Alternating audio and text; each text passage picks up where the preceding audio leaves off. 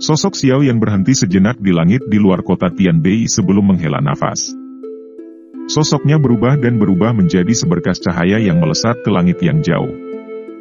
Kecepatan terbang Xiao Yan sangat cepat. Saat ini, Xiao Yan tidak lagi pelit dengan kekuatannya. Sebaliknya, hal yang akan dia lakukan adalah masalah pertama yang perlu dia pertimbangkan. Setelah terbang hampir beberapa ratus kilometer, tubuh Xiao Yan tiba-tiba bergetar. Aura agung yang merasuki tubuhnya segera tersebar dengan cepat, tampak seperti spons yang kehilangan air. Waktunya habis. Xiao Yan tanpa sadar tertawa saat dia merasakan kekuatan tubuhnya yang melemah dengan cepat. Sepertinya dia benar-benar perlu memperkuat dirinya sendiri. Tatapannya menyapu ke segala arah sebelum tubuhnya bergerak dan mendarat di puncak gunung di bawah dengan reruntuhan batu yang aneh. Kekuatan yang kamu tunjukkan kali ini terlalu kuat. Hal ini mengakibatkan beberapa luka muncul di tubuh Anda.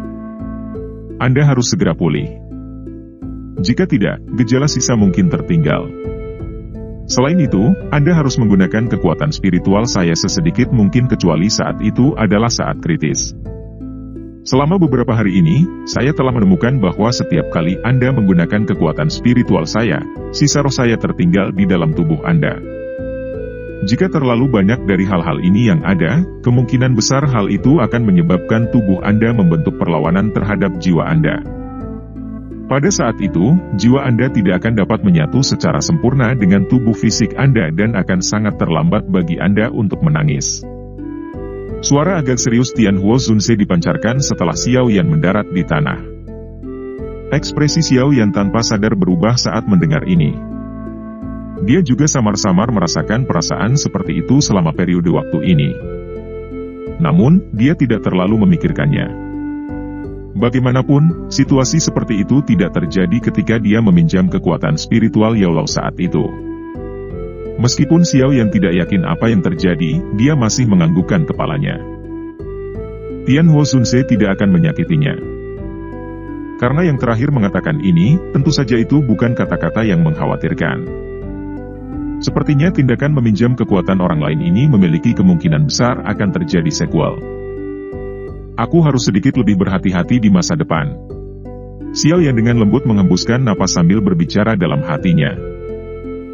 Xiao Yan mengingat masalah ini di dalam hatinya. Tatapannya menyapu ke sekelilingnya sebelum tubuhnya bergerak dan muncul di dinding gunung yang curam di samping puncak gunung. Dia mengayunkan penggarisnya yang berat. Potongan batu terbang seperti dadih kacang yang dipotong. Akhirnya, dia menciptakan gua kecil yang memungkinkan seseorang untuk tinggal. Saat ini, yang paling penting adalah menyembuhkan luka di dalam tubuhnya. Dia mungkin telah mengirim pavilion petir angin berhamburan kali ini, tetapi kemungkinan mereka tidak akan membiarkan begitu saja. Namun, Xiao Yan juga tidak takut pada mereka. Dataran tengah sangat besar. Hanya wilayah utara ini yang sudah luas dan tak berujung. Bahkan jika pavilion petir angin dianggap sebagai kekuatan besar, itu bukan seolah-olah tidak ada faksi yang bisa bertarung dengannya di wilayah utara ini. Sepertinya sekali saja sudah cukup ketika menggunakan klan Han untuk mengancamnya. Orang lain tahu bahwa Xiao Yan tidak memiliki hubungan yang dalam dengan klan Han. Kemungkinan pavilion petir angin tidak akan sebodoh itu untuk melakukan trik yang sama untuk kedua kalinya. Lagi pula, jika mereka melakukannya untuk kedua kalinya, mereka tidak hanya akan dijelekan, tetapi klan Han kemungkinan besar akan benar-benar menjadi gila. Bahkan seekor kelinci yang gelisah tahu bagaimana menggigit seseorang, apalagi klan Han yang memiliki beberapa wajah di dalam kota Tianbei. Tubuh Xiao Yan bergerak saat pikiran ini melintas di dalam hatinya. Setelah itu, dia memasuki gua dan dengan cepat duduk. Dia mengambil pil obat dari cincin penyimpanannya, memasukkannya ke dalam mulutnya, dan membentuk segel pelatihan dengan kedua tangannya. Dia perlahan turun ke kondisi penyembuhan. Pemulihan Xiao Yan memakan waktu total 3 hari kali ini. Selama 3 hari ini, dia mencari di seluruh tubuhnya dan memang merasakan beberapa jejak spiritual sisa yang sangat samar. Keberadaan aura sisa ini begitu redup sehingga dapat diabaikan. Namun, mereka mampu menggali jauh ke dalam tubuh seseorang. Untungnya, hanya ada sedikit aura spiritual yang tersisa. Jika tidak, efeknya akan sangat serius. Memang, hal ini sangat merepotkan. Xiao Yan juga tertawa getir dan menghela nafas saat menemukan jejak spiritual yang tersisa ini. Selain itu, ketika dia mencoba dan gagal menggunakan douki atau bahkan api surgawi dalam upaya untuk menghapusnya, senyum pahitnya menjadi lebih padat. Untungnya, Xiao Yan telah menemukan hal ini cukup awal. Jika ada lebih banyak jejak spiritual yang terkumpul di masa depan, kemungkinan dia hanya bisa meninggalkan tubuh tempat dia dilahirkan dan berubah menjadi tubuh spiritual yang mirip dengan Tian Huo Sunse. Meskipun hanya ada beberapa jejak spiritual ini, itu masih merupakan sumber masalah, mengingat karakter Xiao Yan, dia secara alami tidak dapat menahan keberadaan merepotkan semacam ini yang tetap tersembunyi di dalam tubuhnya. Namun, setelah mencoba berbagai metode yang semuanya gagal, dia hanya bisa menyerah tanpa daya. Xiao Yan tetap menutup matanya saat dia tetap berada di gua gunung. Matanya perlahan terbuka dan auranya sekali lagi kembali ke kondisi puncaknya. Douki yang kuat beriak di jari-jarinya saat dia mengangkat tangannya. Bintang 9 Do Huang memang jauh lebih kuat dari bintang 7. Jejak spiritual sisa ini mungkin merepotkan, tapi bukannya tidak mungkin untuk dihilangkan. Aku ingat sepertinya ada beberapa pil obat yang bisa menghilangkannya. Xiao Yan membuka matanya sambil bergumam pelan. Jarinya dengan lembut menyentuh cincin penyimpanan hitam pekat yang ditinggalkan Yao Lao. Kekuatan spiritualnya memasukinya. Di dalamnya ada banyak formula obat yang dikumpulkan Yao Lao selama hidupnya. Ini adalah harta karun yang ditinggalkan Yao Lao untuk Xiao Yan. Dari sudut pandang tertentu, itu bahkan lebih berharga daripada api pendingin tulang. Jika formula obat ini tidak ada, perjalanan alkemis Xiao Yan pasti akan jauh lebih lambat. Dari sini, orang bisa tahu betapa pentingnya itu. Xiao Yan mencari selama hampir 1 jam. Akhirnya, dia, yang tubuhnya benar-benar diam, tiba-tiba membuka matanya. Sukacita terungkap di matanya. Dengan ayunan tangannya, sebuah gulungan kuno berwarna hitam muncul. Pil pembersih jiwa, pil obat tingkat 6 tingkat puncak. Ia mampu membersihkan tubuh dari semua kekuatan spiritual yang bukan miliknya. Selain itu, ia juga memiliki efek memelihara kekuatan spiritual seseorang. Bahan yang dibutuhkan untuk memperbaikinya adalah rumput pembersih tubuh, buah penggabung jiwa api es, biji teratai roh air. Kekuatan spiritual Xiao Yan memasuki gulungan itu dan menanamkan semua informasi dalam formula obat ke dalam pikirannya. Pada saat dia mendapatkan efek pil pembersih jiwa, senyum di wajahnya sudah menjadi lebih padat. Puncak level tingkat 6. Ini adalah tingkat yang tinggi. Namun, saya harus bisa memperbaikinya. Bahan obatnya mungkin sedikit tidak ortodoks dan langka, tapi saya mungkin bisa mendapatkannya jika saya bertanya sedikit. Jejak spiritual yang tersisa di tubuh saya mengalami banyak kesulitan. Masih ada cukup waktu. Xiao Yan dengan hati-hati membaca formula obat sebelum dia bergumam pada dirinya sendiri. Xiao Yan menghela nafas lega setelah dia menemukan metode untuk menyelesaikan masalah. Dia menempatkan formula obat di dalam cincin penyimpanannya, merenung sejenak sebelum memberi isyarat dengan tangannya. 4 gulungan berwarna perak muncul di depannya.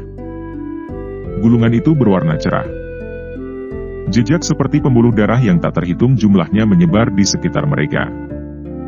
Sekilas, mereka memiliki perasaan misterius. Keempat gulungan ini secara alami diperoleh dari tangan 4 sesepuh dari pavilion utara petir angin. Sepertinya ketiganya harus menjadi bagian lain dari tubuh 3000 ilusi petir. Xiao Yan menjentikkan jarinya dan memanggil boneka setan bumi. Setelah itu, dia melempar gulungan itu. Boneka tersebut segera menangkap mereka dan membukanya sesuai pesanan. Bang! Bang! Bang! Seperti yang diantisipasi Xiao Yan, bagian dalam gulungan itu menyembunyikan kekuatan yang dahsyat. Melihat boneka setan bumi, yang telah dikirim terbang sampai membentuk penyok setinggi 10 kaki di dinding, Xiao Yan tanpa sadar tertawa, orang-orang dari pavilion petir angin ini semuanya sangat berbahaya. Xiao Yan memberi isyarat dengan tangannya dan 3 gulungan berwarna perak ditarik kembali. Kekuatan spiritualnya dengan cepat memasuki salah satu dari mereka. Setelah masuknya kekuatan spiritualnya, ruang di dalam gulungan itu mirip dengan yang ada di dalam gulungan Chen Yun. Area di bawah adalah kolam petir yang dipenuhi dengan busur listrik. Xiao Yan dengan akrab menghapus petir yang telah dibuat dari kekuatan spiritual. Akhirnya, kata-kata petir misterius muncul di permukaan danau yang jernih. Xiao Yan dengan hati-hati mengingat semua kata ini di benaknya. Akhirnya, kekuatan spiritualnya ditarik dan memasuki gulungan ketiga diikuti oleh. Sekitar setengah jam kemudian, kekuatan spiritual Xiao Yan perlahan menarik diri dari gulungan keempat. Dia segera menutup matanya dan mengatur kata-kata petir misterius yang tampaknya memiliki kehidupan sendiri. Setelah mengaturnya selama 10 menit, Xiao Yan sekali lagi membuka matanya. Alisnya segera disatukan. Kata-kata kilat 4 gulungan tampaknya telah membentuk versi lengkap setelah bergabung bersama. Namun, untuk beberapa alasan yang tidak diketahui, Xiao Yan mengalami kesulitan mendapatkan apa yang disebut metode pelatihan dari mereka. Perasaan semacam ini seolah-olah seseorang telah memperoleh peti harta karun, tetapi tidak memiliki kuncinya. Kunci. Xiao Yan dengan lembut bergumam di mulutnya. Sesaat kemudian, dia tiba-tiba mengencangkan tangannya. Tepat sekali. Dia memang kekurangan kunci yang bisa mengubah kata-kata petir misterius ini menjadi metode pelatihan. Namun, dia juga tidak menyadari apa sebenarnya kunci ini. Kemungkinan hanya orang-orang dari pavilion petir angin, yang memenuhi syarat untuk mempraktikkannya, yang menyadarinya. Namun, jelas bahwa pihak lain tidak akan pernah memberitahunya tentang rahasia semacam itu. Benda sialan ini. Xiao Yan dengan kasar mengatupkan giginya dan tanpa sadar mengutuk. Setelah menghabiskan banyak usaha, dia berakhir dengan keterampilan dou tingkat tinggi kelas yang hanya bisa dia lihat tetapi tidak berlatih. Ini menyebabkan jantungnya gatal. Sungguh menyiksa. Benda yang rusak ini sangat merepotkan. Setelah diriku yang dulu mendapatkan api pembakaran 3000, aku akan menyerang pavilion petir angin dan membuatmu menyerahkan metode pelatihan. Xiao Yan mengutuk dengan marah saat dia mengembalikan gulungan itu ke cincin penyimpanannya, merasa sangat tidak berdaya saat dia melakukannya. Aku hanya bisa menyingkirkan benda ini untuk sementara. Sekarang saya telah menyinggung pavilion petir angin, sepertinya saya hanya bisa memilih untuk bersembunyi dulu. Aku harus mencari kota dengan lubang cacing dan meninggalkan daerah ini. Wilayah utara sangat luas. Bahkan pavilion petir angin tidak akan bisa campur tangan. Setelah saya meninggalkan area pengaruh pavilion petir angin, saya akan segera menemukan bahan untuk membantu Tian Huo Zunse memperbaiki tubuh. Dia pasti akan sangat membantu. Selain itu, saya juga harus memikirkan cara untuk dengan cepat menerobos kelas Dou Huang dan maju ke kelas Dou Zong. Akan lebih baik jika ini terjadi sebelum pengumpulan pil dimulai. Xiao Yan berdiri, mengembalikan boneka iblis bumi ke cincin penyimpanannya, dan bergumam pada dirinya sendiri. Kota transformasi tulang, kota yang tidak lebih kecil dari kota Tianbei. Namun, itu cukup jauh dari kota Tianbei. Itu hampir di luar pengaruh pavilion petir angin. Kota ini dikendalikan oleh faksi yang disebut Gerbang Transformasi Tulang. Meskipun ada banyak faksi lain di bawahnya, semuanya mengalami kesulitan bersaing dengan Gerbang Transformasi Tulang. Selain itu, Gerbang Transformasi Tulang ini melakukan banyak hal dengan cara yang moderat. Meskipun akan menempati bagian terbesar, itu tidak akan menelan semua keuntungan yang ada. Oleh karena itu selalu menjadi penguasa kota transformasi tulang selama tahun-tahun ini. Jarang ada faksi yang akan berdiri dan menantang mereka. Kepala Gerbang Transformasi Tulang mempraktikkan metode Ki Afinitas Air dan sedikit tidak biasa. Kekuatan tersembunyi tanpa sadar akan memasuki tubuh lawannya sebelum dengan lembut menyebar. Jika seseorang terkena kekuatan ini, tulangnya bahkan akan menunjukkan tanda-tanda melemah. Oleh karena itu, Gerbang Transformasi Tulang terkenal bahkan di antara kota-kota sekitarnya. Kota ini juga merupakan tempat pertama Xiao Yan berhenti untuk beristirahat setelah memulai perjalanan gilanya dari kota Tianbei. Selama perjalanannya, dia pergi ke pegunungan yang dalam dan hutan tersembunyi saat dia melakukan perjalanan ke satu arah. Menurut tebakannya, dia seharusnya sudah meninggalkan wilayah pavilion petir angin. Apalagi, dia tidak terbiasa dengan tempat ini dan tidak tahu jalannya. Terbang secara acak bukanlah solusi. Makanya, dia memilih untuk mendapatkan peta wilayah utara terlebih dahulu. Karena itu, dia tidak akan terbang berkeliling seperti lalat tanpa arah. Selain itu, dia perlu mencari bahan obat yang diperlukan untuk memperbaiki pil pembersih jiwa serta untuk menanyakan beberapa informasi. Bagian dalam kota transformasi tulang sebagian besar didekorasi dengan warna putih pucat. Sekilas, sepertinya itu adalah kota yang sepenuhnya dibangun dari tulang belulang. Itu menyebabkan seseorang merasakan sedikit kedinginan di dalam hati mereka ketika mereka melihatnya. Namun, kemeriahan kota tak berkurang akibat hawa dingin. Kebisingan yang melesat ke langit bisa terdengar dengan jelas bahkan dari jarak yang sangat jauh. Ini adalah pertama kalinya Xiao Yan memasuki kota manusia setelah melakukan perjalanan dengan kecepatan gila selama beberapa hari. Dia tanpa sadar merasa agak tidak terbiasa dengan kebisingan yang dia rasakan. Segera, dia menggelengkan kepalanya dan berjalan ke kota. Peta wilayah utara tidak dianggap sebagai barang yang terlalu langka. Xiao Yan tidak menghabiskan banyak tenaga sebelum menemukan toko peta, yang disebut peta pengadilan. Dia memasukinya, melihat banyak peta menumpuk di dalamnya dan merasa sedikit linglung. Ketika dia bertemu Hai Bodong di Kekaisaran Jiama untuk pertama kalinya, dia mendapatkan fragmen peta kedua dari api teratai setan pemurnian dari toko peta.